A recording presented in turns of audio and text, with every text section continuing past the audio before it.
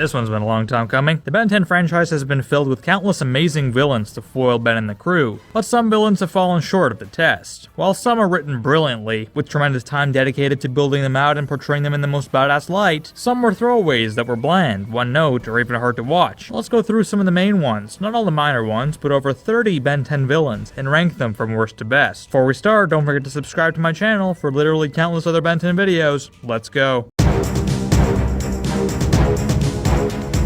In last place, I gotta put my boy Trombipulor. Introduced in Ultimate Alien, he was pretty much a throwaway villain, being super physically strong, even going up against Humongousaur and Forearms. Unfortunately, other than the whole elephant shtick, there's nothing really going for Trombipulor. He's scared of mice, and is quite easily defeated if Ben just uses his brain.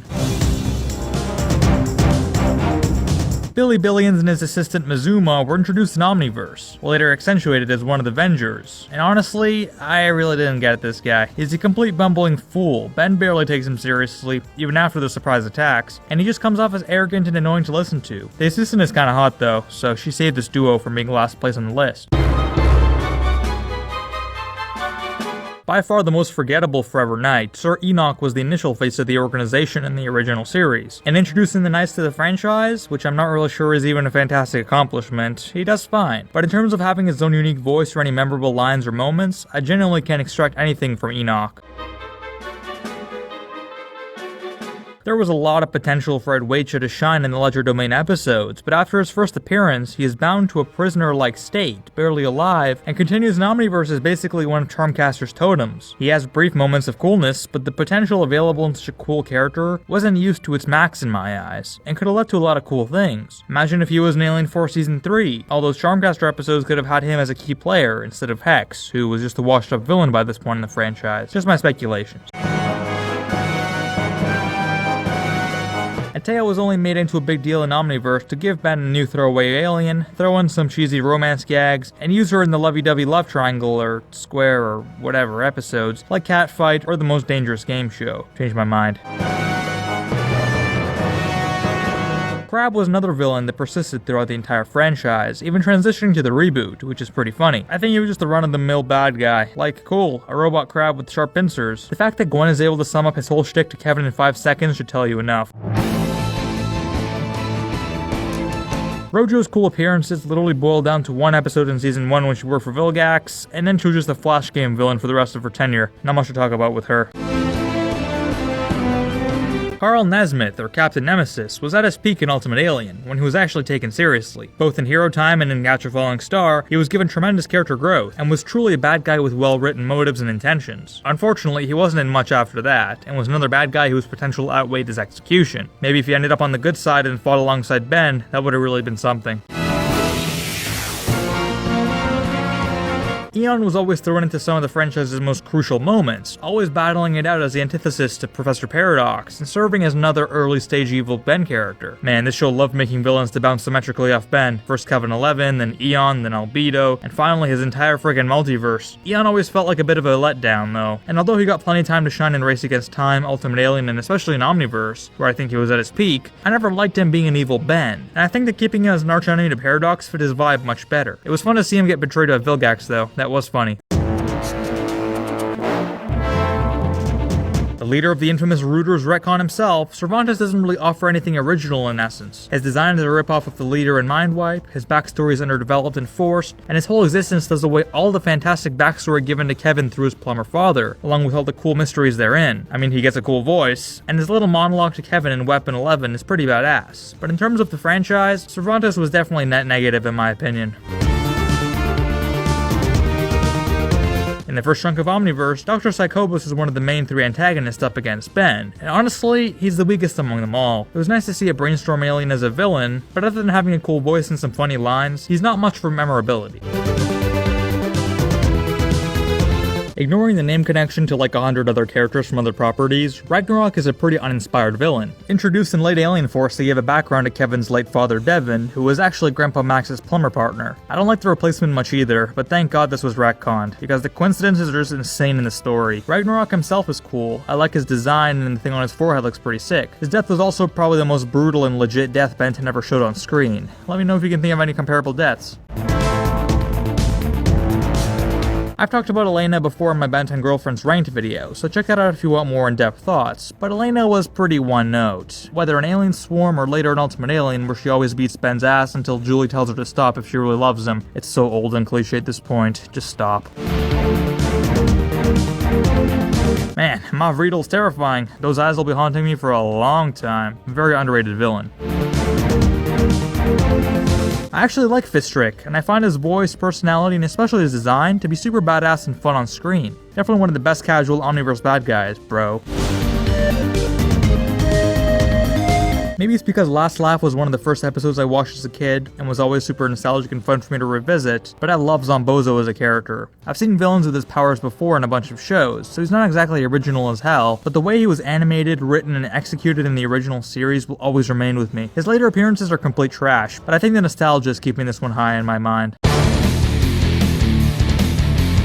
Vulkanus was one of the first bad guys we see in Alien Force, and I do really like him a lot. Being a rich little alien in a giant mech armor is the funniest thing ever, and seeing him always get trounced by these guys is always hilarious. He always has the most elaborate schemes too, despite being just a common Kevin associate and urchin. Either he wants to explode the Earth's core or hire a Techodon to kill Ben. It's always some elaborate scheme that fails miserably, and it's really fun to watch. Sunder is a personal favorite, as I like his design and the whole collector shtick, and the name is actually a real word, so there is that. His whole role in the single-handed episode was enjoyable, and he's a real badass artifact collector you just gotta respect. He's got that slightly comedic angle too, which is good. Look, Hex was cool in those early appearances with Lucky Girl in the classic series, but like Zombozo and a lot of these classic villains, he becomes milked and kinda stale by the later shows. By Omniverse, he's a professor. I mean, come on, what is this all about? An excellent job in class today, Gwendolyn. As always. Thank you, Professor. Better off kicking him from the show. He was amazing in classic, not so much in UAF or Omniverse.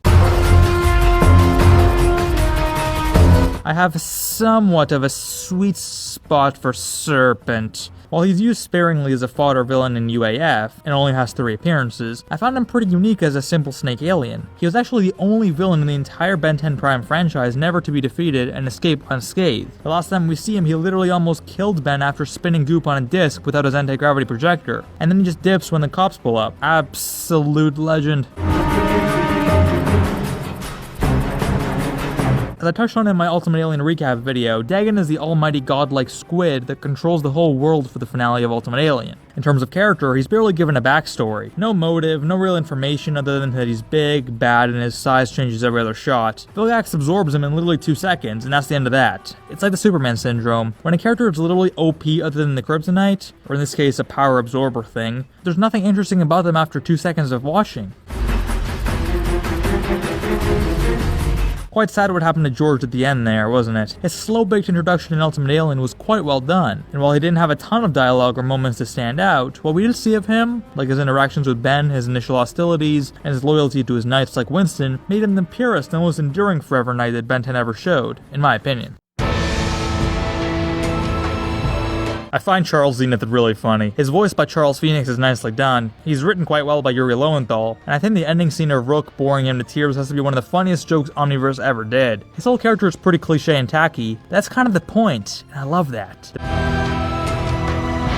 Best damn toady in Ben 10 has to be Psyphon. You just gotta respect for sticking by Vilgax and never betraying him all these years. Even after absorbing the Dagon's power single-handedly, he didn't use it on himself. Psyphon, whose name I just love, was introduced in the underrated Vengeance of Vilgax special, and thus was one of Alien Force's best character contributions to the franchise. His voice by D. Baker's epic, his design is awesome, everything about him is just cool and slick. I'm glad Omniverse expanded on him and we got to see him in a more standalone position, but UEF was definitely where Psyphon shined. Khyber is the first real bad guy introduced in Omniverse, and he pulls off his purpose quite well. The Netmetrix idea is another anti-Ben plot device, turning his dog into an Albedo, except the opposite, if you catch my analogy, and sets up the brilliant Predators and Prey arc. I love it all. In terms of his own character, Khyber is a generic trophy hunter, and I wish we got more backstory or scenes dedicated to that, but his service to Omniverse is definitely net positive, generally speaking. Final villain we see in the Prime franchise, and yeah, he's not bad. Maltruant, voiced by Mark Hamill, has a clear objective and a clear loop of failure that is explored really nicely in those 2 final episodes. One of Ben 10's strong suits is his tackling of time travelers and time aliens, and seeing a Chrono Sapien as a villain was pretty damn cool, and to think he got so close to creating his own universe. One of those one-off villains that you just come to fall in love with, the Decadon Weapons Master Inspector 13 is one of the most bland yet creative bad guys ever in this show, and his whole raison d'etre is to steal precious and untapped technologies and enhance these indestructible robots they build and sell. He speaks to himself, and it's probably what ChatGPT is going to sound like when it becomes sentient and kills us all. Wish we got more with this dude. But actually, it may have been a blessing that we only saw this guy once or twice. I always remembered loving the Circus Freak trio as a kid, because man, they are just a perfect combination. It's like the good, the bad, and the ugly if it was a theater act performed in a Halloween circus. We start with Thumbskull, the dumb muscle dude in the group, who basically serves to be strong and dumb. Frightwig is the more vocal one in the group, possessing tentacle-like hair that she can grab things with. Always fun to see Ben grab her hair and throw her with it. And Acid Breath, who's the leader of the group and can burn things with, you guessed it, his Acid Breath. It's such a dumb random combination of abilities that only the classic series could have come up with it. You gotta respect it. Darkstar is such a good character, dude. Thought he was a legendary character from day one, when he was introduced in Alien Force Season 1. His voice matches the character perfectly. He's utilized quite well throughout the Absolute Power arc, Kevin's Alien Force mutation, hooking up with Charmcaster, and so on. His potential was definitely well used, and always a good addition to the series. Malware had a lot going for him in Omniverse, and while he wasn't tackled perfectly, I do think he was a positive addition to the show. His moment with Kid Ben was super emotional from Ben's perspective, and his whole backstory, while rushed and undertold for the most part, does tell us a lot about Azimuth, the galvanic mechamorph race, and the implications of differences in genetic mutations that happened with some aliens. A lot to unpack with Malware, the majority of which was handled decently. The highest female villain on the list has to go to Charmcaster. Of course, the classic version doesn't count, because she really takes up after Alien Force Season 3, when her devotion to destroying Gwen once and for all finally takes shape for real. I liked her romantic portrayals with both Kevin and of course Darkstar, and the episode of her trying to resurrect her dead father is absolutely heartbreaking. Super complex character that again was disrespected and made goofy in Omniverse for a large chunk of it, but nah, Ultimate Alien showed the damn potential with this one. Here we go, getting into Kevin territory. Specifically his Ultimate Alien monster form, which saw him lose control and go after friends and enemies alike in his power-mad quest to following the Forge of Creation and absorbing Aggregor and Ben's powers. The design here is my favorite among all the monster Kevins, although don't quote me on that because the classic one is also pretty damn epic. But yeah, this dude is awesome. He doesn't quite know how to use his powers at first, and his embarrassing defeat to Ultimate Echo did lower his aura substantially. But man, you can't deny the sheer size and presence Ultimate Kevin has. Probably up there as the oldest recurring villain in Benton history, Dr. Animo consistently remained a goofy but endearing antagonist whose creative animal mutant minions were always fun to see. I especially loved him in Classic when he was still taken seriously, but even later, becoming devoid in Alien Force really made him up to be a menacing bad guy before he just became an eggshell of his former glory by Ultimate Alien. At least Omniverse made an attempt to bring him back in some form. His voice really added to the character, in both his goofier and more serious roles. This one may have been high on the list due to my personal bias, since Washington BC is one of my favorite Classic episodes. Ghost Freak, or Zs'Skayr, or whatever you want to call him, is such a cool villain that no one can even deny it, dude. While I was never crazy for the Ghost Freak arc or any of the Inor system crap in Omniverse, it is undeniable that no matter what form this alien takes, he is creepy as hell, powerful as anything, and has an aura unlike any other bad guy. He's the go-to Halloween villain, and I just love the upside down head and everything about his design.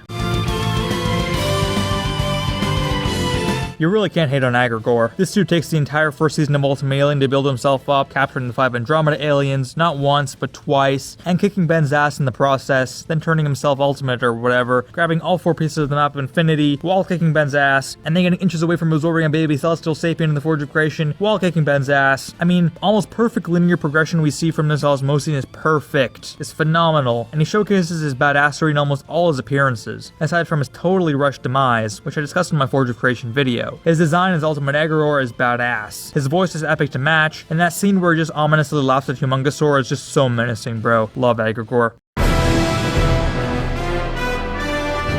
The Highbreeds, or DNA aliens, were probably the best told arc in Ben 10 history, up there neck and neck with Aggregor. UAF's first seasons both hit this nail on the head, as the Highbreeds were incrementally introduced to us through just the right amount of episodes, making their whole arc feel well-rounded and complete by the War of the World. It's just brilliantly done, and super original.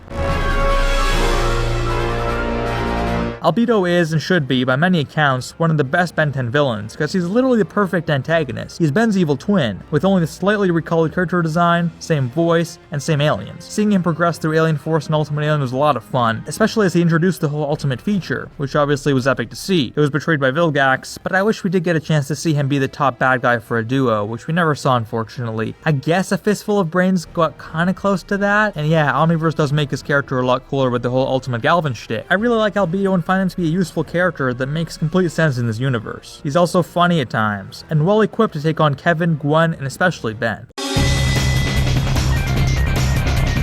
You really can't knock the classic mutation of Kevin 11. He's just so badass. Introduced to Ben in an innocent way, Kevin 11 is gradually, oh so gradually, transformed into an absolute beast as he absorbs the 10 genetic codes of Ben's aliens and becomes an amalgamation of all his powers. The design is absolutely incredible, his voice is sick, and his powers are crazy. Being a reflection of all of Ben's powers in this monstrous package makes him the perfect foe for Ben 10 to go up against. He's like Albedo, but 10 times more in the same package. Plus, the Grudge Match episode was one of my favorites growing up. Him and Ben's dynamic is just so natural and perfect that he gets the number 2 spot on this list, but he's absolutely nothing when compared to Vilgax is by far the best Ben 10 villain, and we all know it. I've made a video on him, all about him, before, and you all know where I stand on him. Vilgax is menacing, tough, smart, and unbelievably cunning. He gradually worsens as the shows progress, but if we go off his original aura, no one can even come close to him. Even in Alien Force, I found him to be super strong and menacing, especially in the Badass Vengeance of Vilgax episode, which saw him return. His design is awesome, his voices are generally good, and his ethos as the key arch-nemesis of Ben is well deserved. You can tell a lot went into making him the most badass and stacked villain when he was introduced in Classic. And that was every major Ben 10 villain ranked. What do you think of my ranking? Which villains are your favorites and least favorites? Let me know below and leave a like if you enjoyed. Be sure to subscribe to my channel for literally dozens of other Ben 10 videos. I'm sure you'll really enjoy them. I'll see you guys in the next one.